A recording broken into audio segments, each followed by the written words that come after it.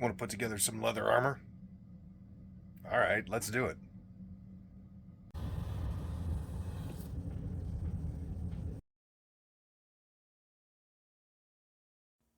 Parts is parts. So we got a wrist arm piece, hand. That's a cover for the knuckle studs. That's the thumb strap and a palm strap. You need another one for lower on the bottom of the hand and the wrist.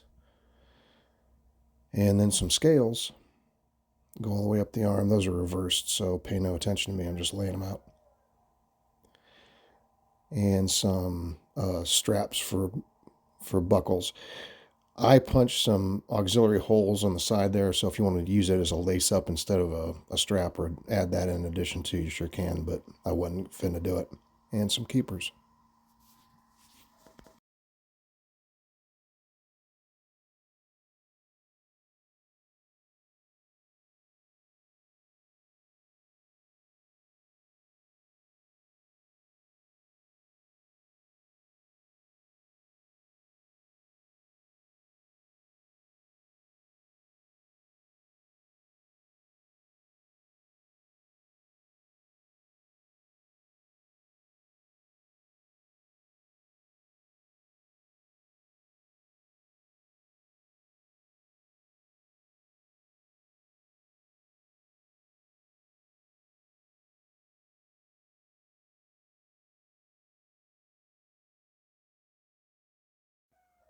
You know, if I had any sense, I would cut all these parts out on a laser and then I just have them available. But if you're going to make a set of these, make one and set it aside just for yourself to use as a template going forward, because you make one, you're going to be making more.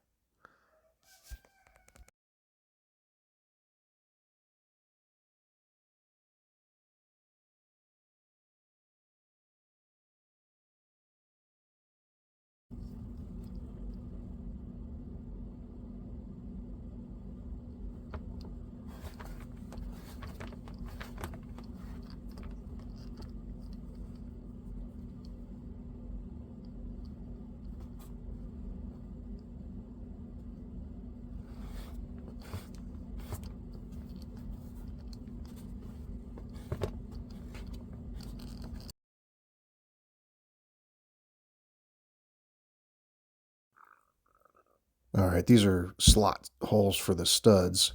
They make a backing plate for these things that help them stick to your material.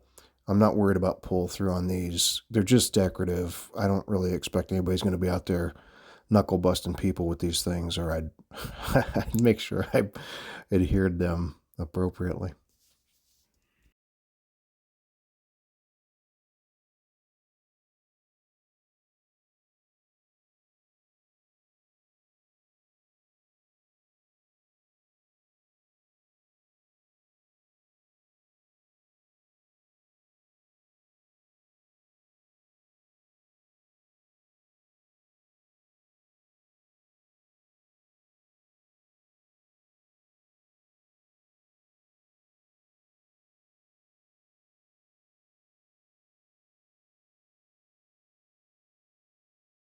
Yeah, if you've ever had to work with curves in your leather, you'll know if you punch holes when they're straight and then stitch them into a curve, the holes misalign, the material gets bunched up. It's just terrible. So the best way to account for that is to curve it while you're punching your stitching holes.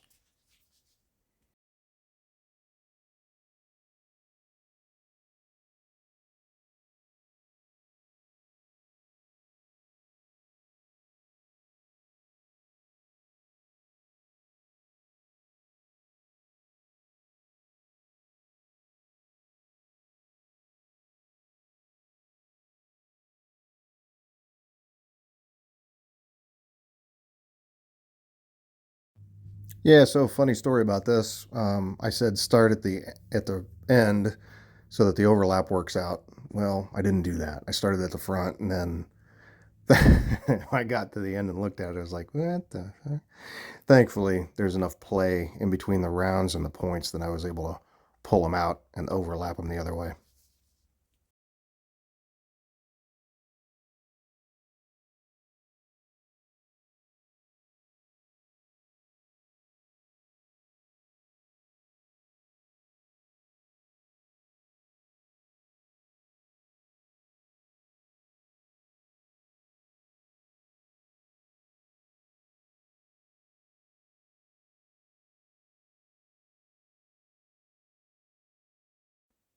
To get that wrist strap in place, I had to work around the existing scales to make sure it didn't overlap and just interfere with the aesthetics. So I kind of put that in first before I added that last scale on top of it. Just it gave it a better look.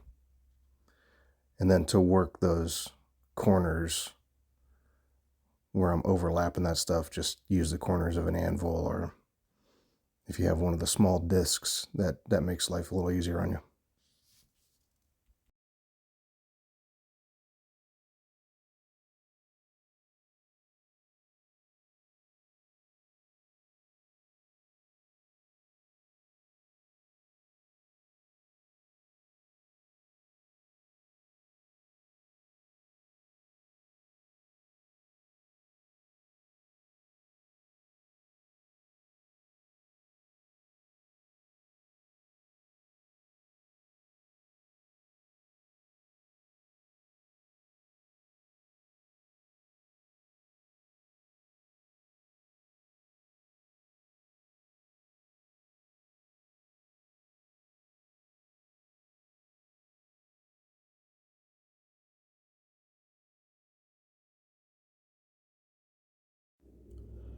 Hey y'all, if anybody has a good suggestion for stitching short lengths, I would love your advice. Please tell me in the comments how you do it, because this thing has so many short runs that it doesn't make it worthwhile to seemingly to do the saddle stitching. So help me out there.